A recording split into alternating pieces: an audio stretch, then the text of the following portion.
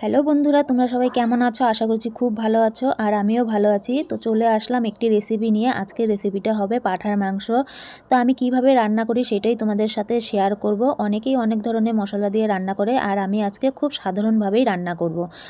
তো এই দেখো আমি কেটে নিয়েছি আলু, পেঁয়াজ কুচি আর হচ্ছে শুকনো লঙ্কা, আদা, রসুন আর এখানে আছে জিরা গুঁড়ো আর হচ্ছে লঙ্কা গুঁড়ো। তো এই দেখো আমি সমস্ত কিছু এখন বেটে নিয়েছি আর এবার মাংসটাকে আমি মেরিনেট করে নেব।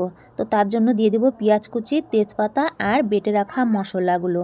আর আমি কিন্তু লঙ্কা বাটাটা এখন দিব না, কারণ এখন গরমের দিন লঙ্কা বাটাটা এখন দিয়ে মাখলে কিন্তু হাতটা প্রচণ্ড ঝালা করবে। আর এই দেখো আমি এবার দিয়ে দিলাম স্বাদ মতো নুন আর হলুদ গুঁড়ো। এবারে দিয়ে দেব সর্ষের তেল। তো এবারে আমি এগুলোকে ভালো করে মেরিনেট করে নেব। তো এই দেখো আমি মেরিনেট করা শুরু করে দিলাম। তো অনেকক্ষণ ধরেই আমি মেরিনেটটা করব, যতক্ষণ একটা সুগন্ধি না বেরিয়ে আসছে। তো এই দেখো আমার মেরিনেট করা হয়ে গেল। আমি এটাকে 10 মিনিটের মতো রেখে দেব। আর কড়াই বসিয়ে দিয়েছি, কড়াইটা গরম হয়ে গেছে, দিয়ে দিলাম তেল। আর আলুর টুকরোগুলো আমি এখন কড়াইতে ভেজে নেব। আর দিয়ে দেব হচ্ছে একটু লবণ আর দিয়ে দেব একটু হলুদ গুঁড়ো। তো আমি আলুগুলোকে এবারে লাল লাল করে ভেজে নেব। তো এই দেখো আমার লাল লাল করে ভাজা হয়ে গেছে। এবার আমি আলু ভাজাগুলোকে নামিয়ে নেব।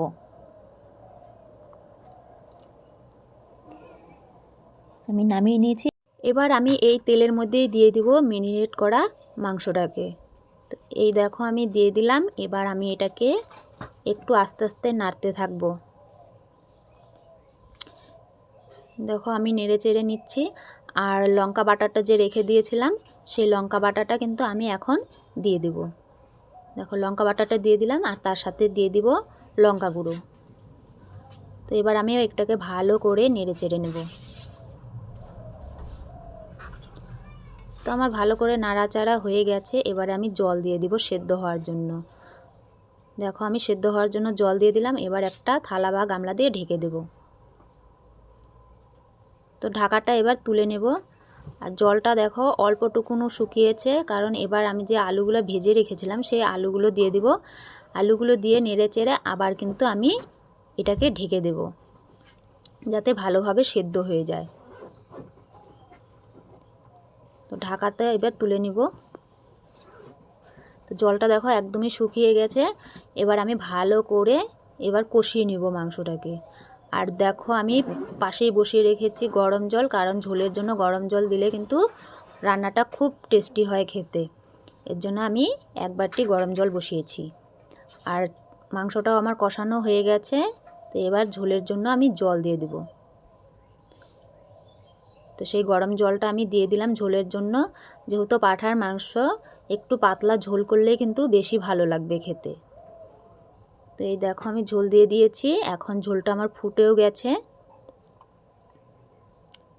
ঝোলটা আমি পাতলাই রাখবো, বেশি ঘন করব না।